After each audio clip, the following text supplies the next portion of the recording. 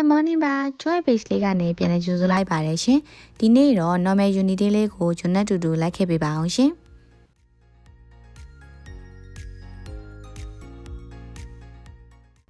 breakfast အတွက်ကိုတော့ကျွန်ကနွားနို့နဲ့ပါမုံလေးစားဖြစ်ပါတယ်ပြီးရင်တော့ဒီနေ့ကရာသီဥတုအေးနေတာမလို့ဒီကောက်စွပ်ပါတဲ့ချက်ကလေးဝတ်ပါတယ်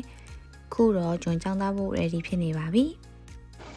Hello ခုတော့ကျွန်ကျောင်းကိုလမ်းလျှောက်ပြီးတော့သွားနေရပါဒီနေ့ကျွန်တော်အကြောင်းတက်ရတာ9ဘက်မြောက်နေပေါ့နော်အဲ့ဒီမှာကျွန်တော်ပထမဆုံးဒီ first day of uni မှာပြပြထားရပေါ့နော်ကျွန်တော်အတန်း3ခုတက်ရတာပါတခုကကြတော့ကျွန်တော်အတန်းချိန်မရှိတော့ဘူးပေါ့နော်ကိုကို research လုပ်ပြီးတော့စာရေးရမှာပေါ့နော်စာတမ်းပြုစုရမှာပါအဲ့တော့ဒီနေ့အတန်းချိန်က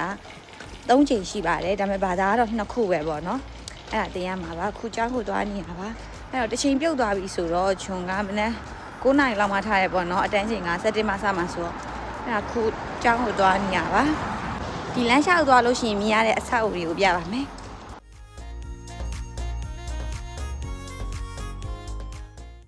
ကျွန်တော်ကျောင်းသွားတဲ့တခြားမှာကလမ်းတလမ်းရှိရအဲ့လမ်းကလေဒီလိုမျိုးအပင်တွေနဲ့ပြည့်ပြီးတော့လေတော်တော်လှတာတရွက်ဒီအကုန်လုံးကလည်းဒီလိုရောင်မျိုးလေးတွေဖြစ်နေတာပါခုချိန်ကကျွန်တော်တော်တော်သဘောကျပါတယ်ခုတော့ကျွန်ကျောင်းကိုရောက်ပါပြီပထမဆုံးချိန်ကတော့မနက်7ကနေနေ့လယ်တနာရီထိသင်ရမှာပါ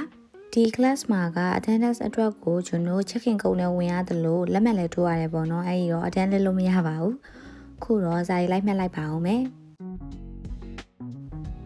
မနက်ပိုင်း class ပြီးသွားပြီဆိုတော့ကျွန်တော်နေ့လယ်စာစားချိန်မှာဒီနေ့ကျွန်ကကျုံမွေကျော်နဲ့ထမင်းပါပြီးတော့မုံလာဦးနီတိုးဖို့ယူလာခဲ့ပါတယ်တငယ်ချင်းတွေနဲ့အတူလေးပေါ်ရင်စားလိုက်ပါအောင်မယ်ကိုကတော့ကျွန်တော် print ထုတ်စရာလေးရှိလို့ပေါ့နော်အဲ့ဒါ print ထုတ်ဖို့အတွက် laptop နဲ့ချိန်နေတာပါဒီမှာတခုပြောပြရမယ်ပေါ့နော်ကျွန်တော် print ထုတ်လို့ရှိရင်အပြင်မှာဈေးကြီးရကွာ university မှာ print ထုတ်တာကပို့ပြီးတော့တက်တာပါတယ်အဲ့တော့ကျောင်းမှာထုတ်ဖို့မမေ့ပါနဲ့နော်ခုတော့နေ့လယ်အတန်းစပါပြီဒီနေ့လယ်အချိန်ကကျွန်တော်2နာရီကနေမှညနေ6နာရီထိစတိုက်တင်ရမှာပါရာသီဥတုကိုကြည့်လိုက်အောင်အဲ့ဒီအချိန်ကြာကြီးတင်ဖို့အရန်ကိုအားပေးနေရတူကနောက်နှစ်ပတ်နေလို့ရှိရင်ကျွန်တော် midterm exam တွေဖြေရတော့မှာပေါ့နော်အဲ့ဒါကြောင့်ခုစီယာကဖတ်ရမယ် reading resource တွေကိုပေးနေတာပါ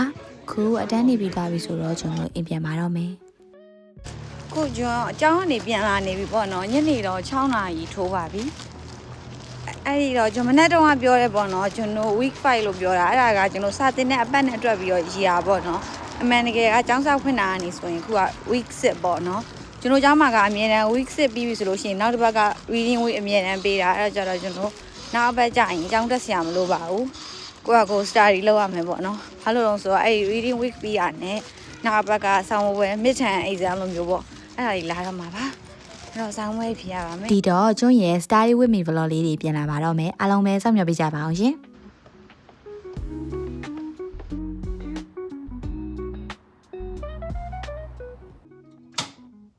ခုကည9နာရီထိုးပြီပေါ့နော်ကျွန်ကျောင်းကပြန်ရောက်ပြီးတော့ဝတ်စားပါညာလဲပြီးတော့ခဏနားနေရဒီနေ့တော့ညစာကိုကျွန်ခောက်ဆွဲပြုတ်စားပါမယ်အဲ့တော့ခောက်ဆွဲပြုတ်ဖို့အတွက်လှုပ်လိုက်အောင်မယ်ပေါ့နော်ဒီနေ့တော့မမခောက်ဆွဲပြုတ်စားပါမယ်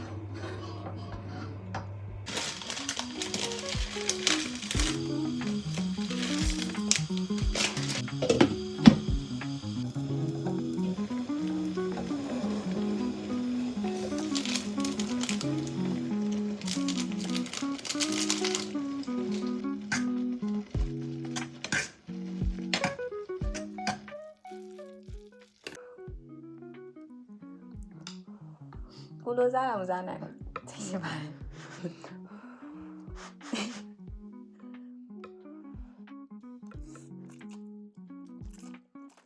ကျွန်ညသာစားပြီးလို့ရှိရင်ပေါ့နော်ဒီဗီဒီယိုလေးတွေ edit လုပ်လက်စဟာလေးရှိရပေါ့နော်ဒီ UK နဲ့ပတ်သက်ပြီးတော့ vlog လေးတွေတင်ဖို့ရှိပါတယ်အဲ့လေးကျွန်တင်ပေးသွားပါမယ်ခုတော့ကျွန်ညသာဆက်စားလိုက်ပါအောင်မယ်ကျွန်ရဲ့ဗီဒီယိုလေးကိုအဆုံးထိကြည့်ပြီးရတဲ့အတွက်ကျေးဇူးတင်ပါတယ်နော်အားလုံး bye bye see you in next video